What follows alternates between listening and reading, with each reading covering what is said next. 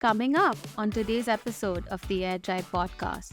Now when I look back at it and I try to fit the puzzles together, I feel there was an inherent need/want to be in the limelight. And I'll be honest about that. I feel product management gives me a lot of that. I worked at a couple of places I won't name as an intern, and I hated the culture. I hated the fact that someone decides what I need to do and I sit and execute it. Above a certain level of basic education that you get in your school and early college, if you put your heart and mind to it, you can do pretty much anything. Do they need a technical background to become a PM? If you look at statistically, I think there will be more PMs who are not from IITs than PMs who are from IITs, in the country.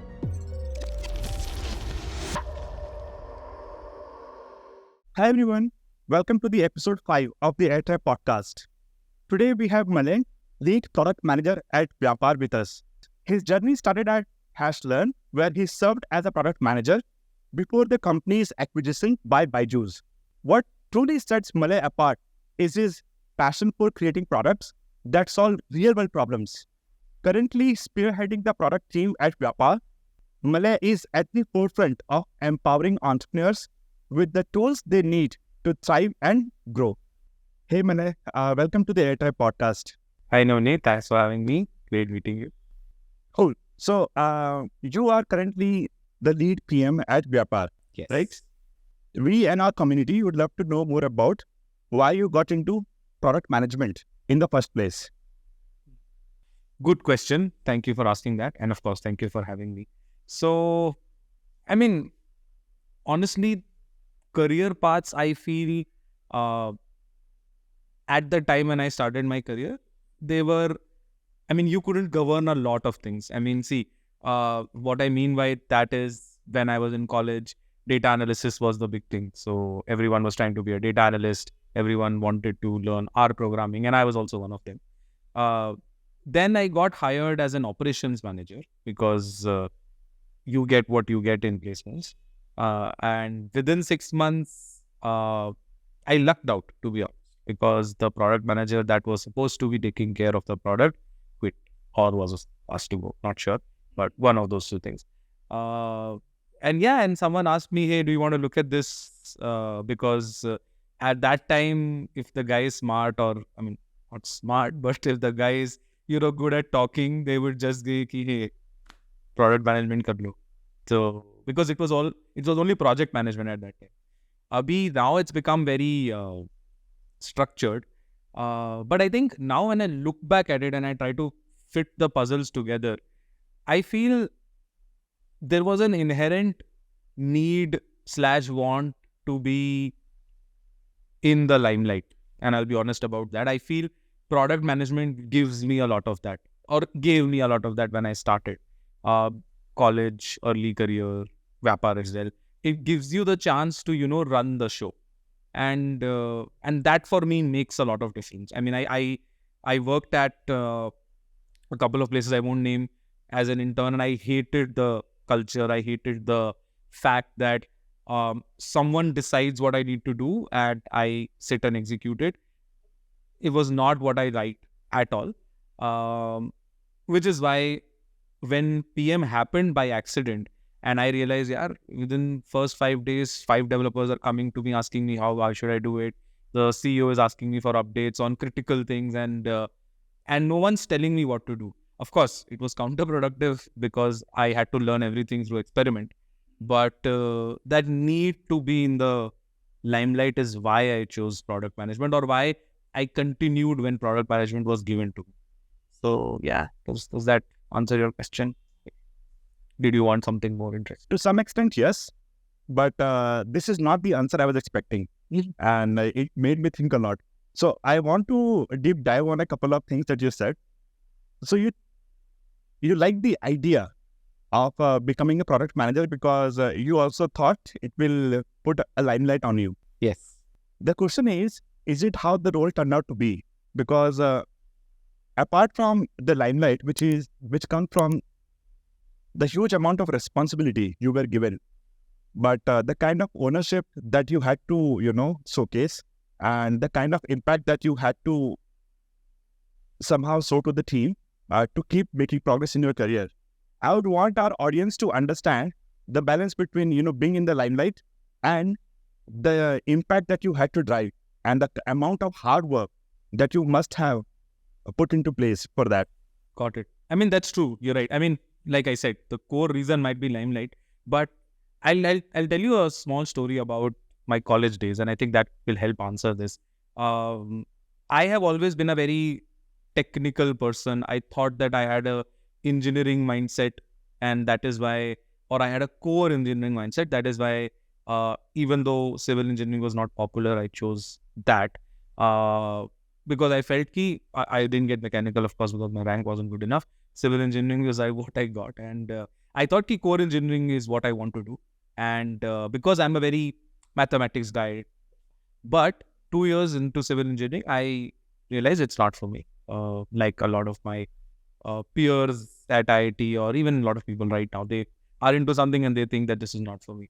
But then I switched into management. So we had this option to do management courses, and I was doing this with executive MBA people, right? And I was able to pick it up like that. And not because I'm saying that I was good, but then I looked around and I said, above a certain level of basic education that you get in your school and early college, if you put your heart and mind to it, you can do pretty much anything.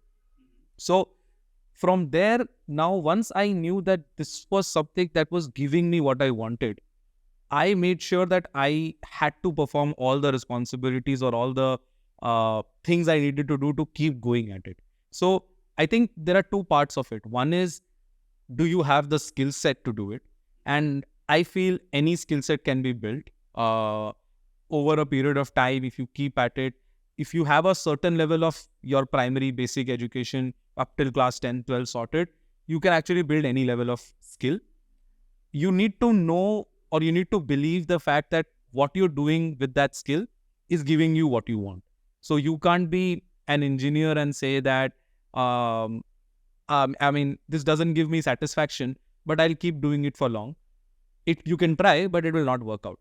So once that is out of the way, the second part becomes easier, which is, executing. Because when whatever said and done, we've all been there where we have intent, and if we really, really have intent, we just get things done. So be it, I mean, in early days, I still remember working with my designer because we were a small team. So I just had one designer to work with. Us figuring out YouTube, for example, because we were launching a courses product at that time for EdTech, and us sitting and understanding, hey, what is this person doing? What is that person doing? And a few companies were doing really well in terms of building their YouTube. And it was the early stage of all the superstar teachers that we see now, people beating their chest and, do this, do that. We learned that all on ourselves. And I think the reason why the reason why we learned all of that is because it was giving us what we wanted. For me, it was giving me validation, appreciation, limelight. So that's my message to the audience as well. I think if you put your heart and mind to it and you are getting the kick you want, anything is possible. So it might look like a lot of work. It might look like a lot of hours, a lot of hard work, a lot of effort, but it really isn't. Because if you can really think, hi, this is the validation I wanted and I'm getting it every week again and again from, if you're chasing, let's say, revenue, I'm getting that few lakhs, whatever my goal is in every week, and that's giving me the kick, then I can keep doing it again and again. The mistake I feel a lot of early PMs, even experienced people do, is they get stuck into something that they think is good for them, but they don't enjoy it.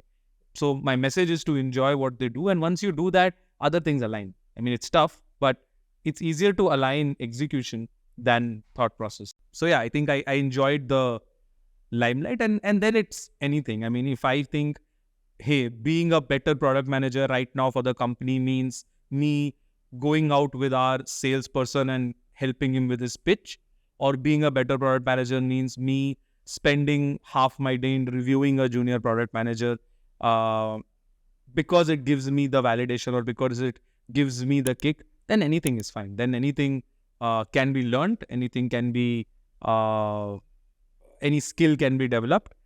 It's just you need to love it. So Malay, you also talked about you having a background in civil engineering. And you also said any skill can be learned. Yes. Here we are going to talk more about product management. One thing I have seen in our applications, because at Airtribe, our courses are all application based, and I see people applying from all the different backgrounds. Somebody from civil, somebody from mechanical, somebody from computer science, somebody from business development, somebody from customer support or consulting, all kinds of backgrounds. I want to know more about how do you think about, a specific background contributing more towards becoming a good product manager in the future, because you have been in the industry for such a long time. You must have seen traits. You have also hired a lot of people, right? Yes. You must have seen some traits, and you probably have figured out how those traits can be tied back to their college background or their professional background. Got it. Can you share some of your thoughts there? Got it. Interesting. So the good thing about product management is it has so many touch points that as long as you are doing something in the business, there will be an overlap. I mean, like you mentioned, customer support, tech, growth, marketing, because everything will have some touch point with product management. So any experience you have, obviously some will have more, some will have less, but any experience you have will be credible enough for you to give a shot to product management. But if I talk about some of the mental models that I've picked up specifically while hiring, I think the number one thing is smartness. I feel, and smartness is not just the way you talk, it's the overall decisions that you've taken. For example, I'll give you an example. A question that I ask all the time when I'm hiring people is, when you were in class 12th and you started to make that college decision, who took that decision for you and why? And it's not to ask, or because I don't expect people to own their decisions, but I expect them to be aware of, okay, my father took this decision for me, but he took it because he thought X, Y, Z, W. And this is how it's panned out.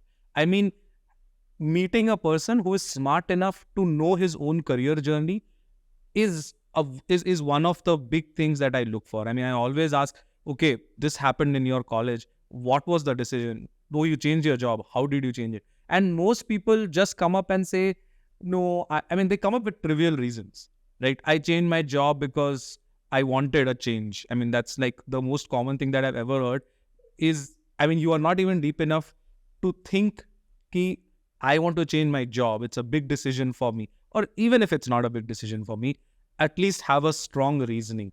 And you might not have a reasoning at that time because, let's face it, a lot of our decisions are not taken by us. Our parents take it. It's family, kids, wives. A lot of those decisions are influenced by all of those things. But the ability to be smart enough to realize that this is the path that I have is one hack that I use, or one thing that I definitely look for. And that contributes to overall smartness, awareness and smartness. The second thing that I look at is more objective, and that's mathematics.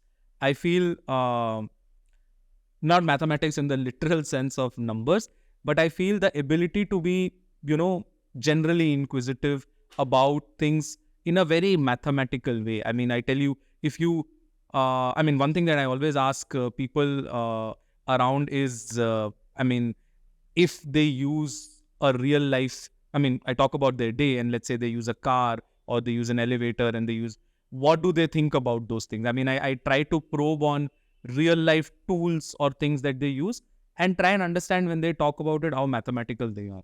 I mean, would they talk about elevators in terms of, or would they even talk about elevators, for example? If I ask you, what products do you use every day? Most people will tell me WhatsApp. And I mean, that's not giving me anything. Everyone uses WhatsApp.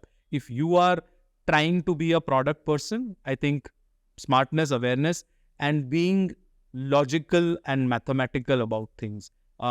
Knowing that if I am using an elevator, this is how it works. There is a weight that goes up. There's a weight that brings me down. If I am using energy to do something, those were the background energies. And that is why I feel all the engineering students, people from IITs and all of those things end up doing well in product management. It's not by coincidence. Of course, there is a bias that exists. I mean, we should all be open about it, I think. When people hire, college name is the number one thing that they look at, unfortunately.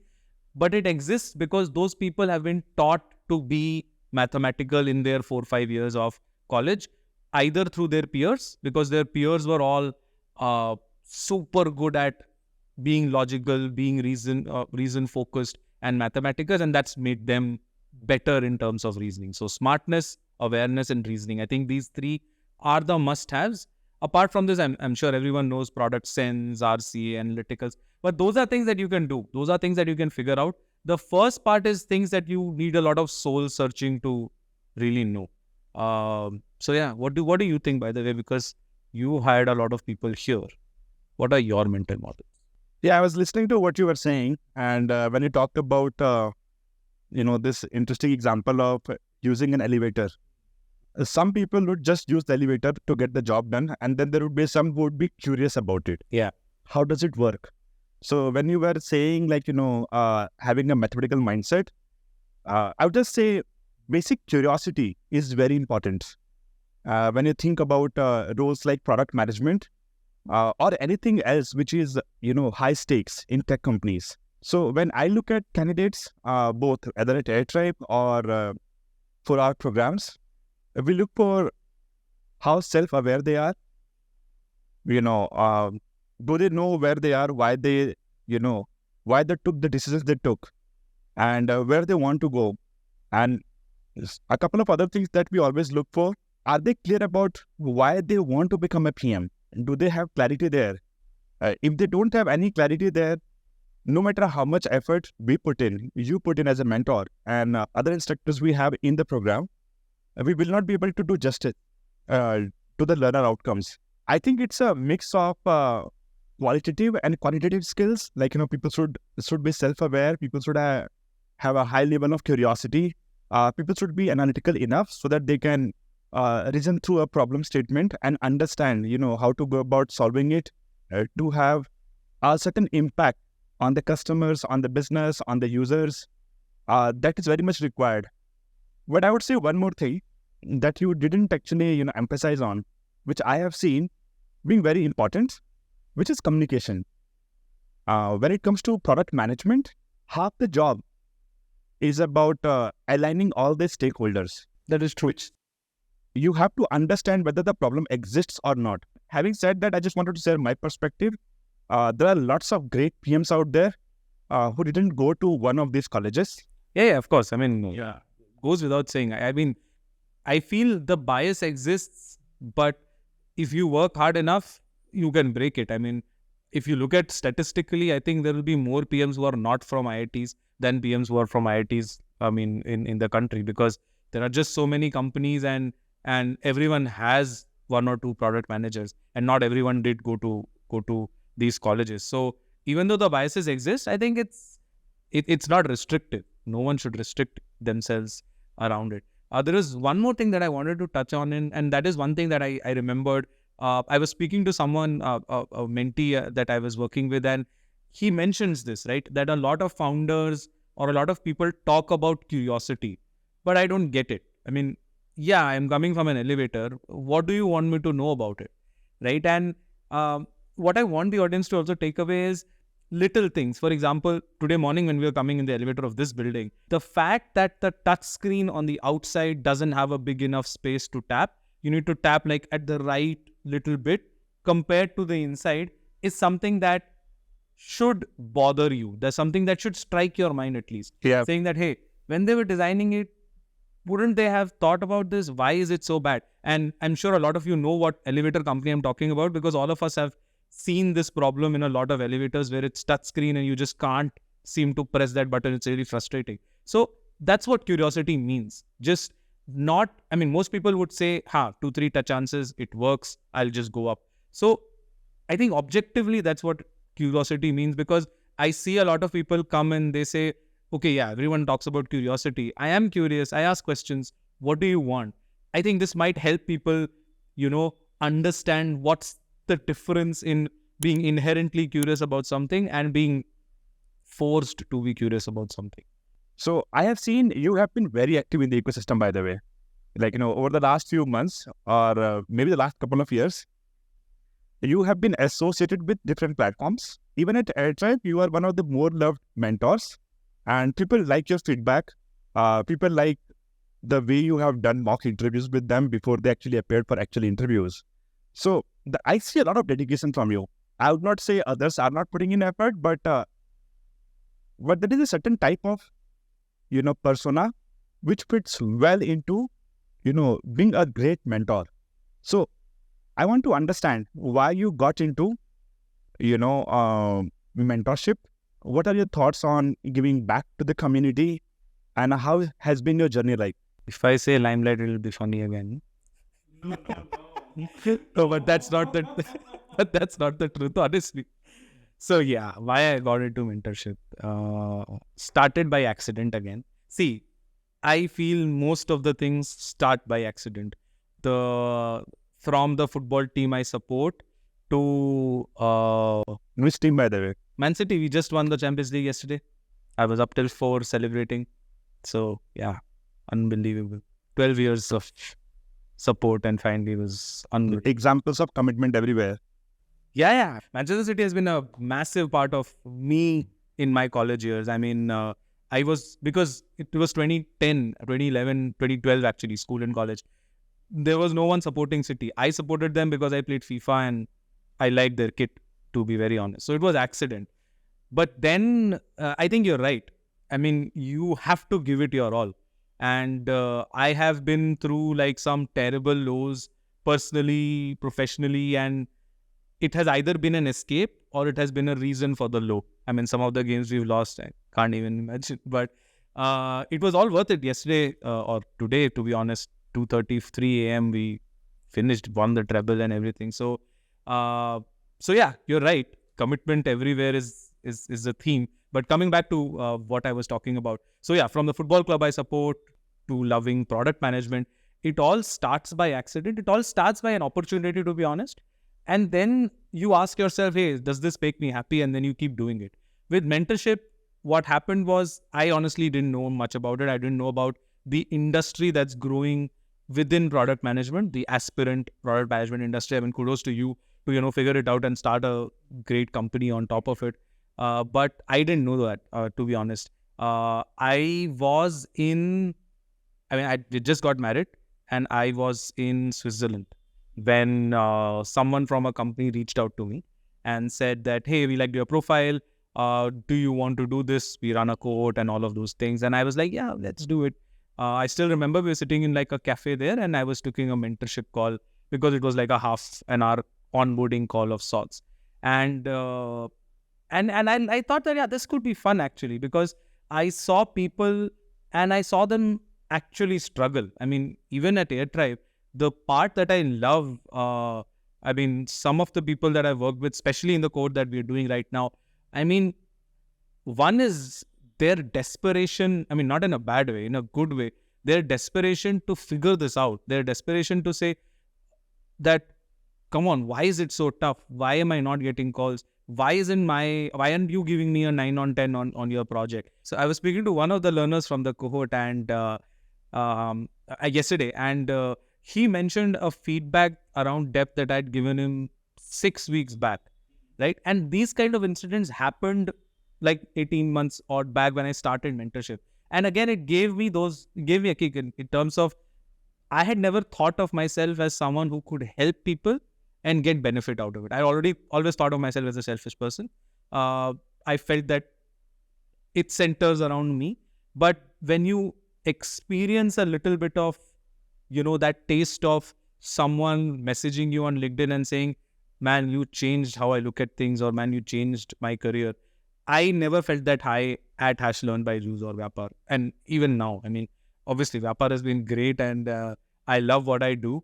But the most high that I've gotten professionally is still when someone's come to me and told me, and this happened November 2022, so it's 8-9 months back, that I am into PM because of you, and and I will never be able to repay you because I never imagined that this will happen to me. And I think that just made me, okay, I got to do it properly. But trust me, when you actually see people when you actually see impact that you make, and this is real impact, right? I mean, you're getting 25 years of work that you can put in. And if you're able to even maybe like impact 15, 20 people, it's a big difference. So while it started with an accident again, it's just this feedback that keeps me going. And of course, now we've got like great ways to upskill, like Airtribe, for example. I'm not saying this because I'm on this podcast, but I think the essence of community that you've picked, and I was talking to this to the team just before we started this, the drop-off rates are incredibly low. I mean, I could not believe the amount of seriousness people give to the capstone project after being through the grind of 8 weeks. It doesn't happen usually. I have worked one-on-one with people. I've worked with other platforms, and I'm not saying this because I'm here, but I mean, the deadline is in 2 days, and people calling me, messaging me, sending me PDFs, please review. That doesn't happen. And I think the fact that the community is so strong, the fact that you have people to talk to, people to relate to, gives a great way of people to, upskill and learn. I was thinking maybe then at Airtribe, our job or our purpose is to help people become better helpers or see the value in genuinely helping other people out. Because when they do, it's the most rewarding part of, giving time to a community in their growth. I mean, it's true. See, I feel because we are so mired in our life, right? You don't realize the bigger picture of it. The bigger picture is you have one life, obviously everyone knows. In that life, you've got like 25, 30 years of real time when people are going to take you seriously. When you're a kid, no one's going to take you seriously. When you're old, no one's going to take you seriously. In that, there is not much to do, to be honest. I mean, your path is pretty much, okay, yeah, you can spend an year, 2 years maybe to make sure the path is great. But once that is set, this is what makes the difference in us and, animals, to be honest. The fact that we have opportunities to do things that give us something better than doing what we are supposed to do. You're supposed to do your job, of course, but you don't really have a lot to do. Helping people, having these experiences, going out, traveling, all of those things. This is what you got to do, because apart from that, there is nothing. It's not just at an individual level. I think more people participating in helping each other out leads to an entire ecosystem growing, an entire country growing. Because one of the things you probably know already, that what makes Silicon Valley. Yeah, so what makes Silicon Valley is the pay-forward culture. People who actually advised companies like Google and Facebook in the early days, they continued to help everyone new into the ecosystem, for the next 10 years. And then the leaders from Google and Facebook, they started helping the next set of companies like Airbnb, Square, or Stripe for that matter. And I think there are early signs of that happening even in India. I think in India, you see lots of startups coming out of companies like Flipkart and InMobi. And these days, there are so many communities, there are so many programs, in different cities where more experienced entrepreneurs try to help the new ones. So I think at a small level, everyone can contribute. At a larger level, it helps with country building. This is not how I, thought about until this podcast, but I'm able to connect the dots because it's not just you, maybe other mentors on the platform and other platforms, also feel similar, and they probably don't even realize they are somehow contributing to the ecosystem as a whole becoming a little better every single day. You're right. Bang on. Elon Musk didn't need to do a lot of course, Elon Musk is a very controversial figure. I don't agree with a lot of his things, but he had all the money. He had all the resources. He could have chilled for the next remainder of his life. But the fact that there is nothing better to do than to help humankind, right? He picked up Twitter because he felt there was a gap in how news and how communication was done.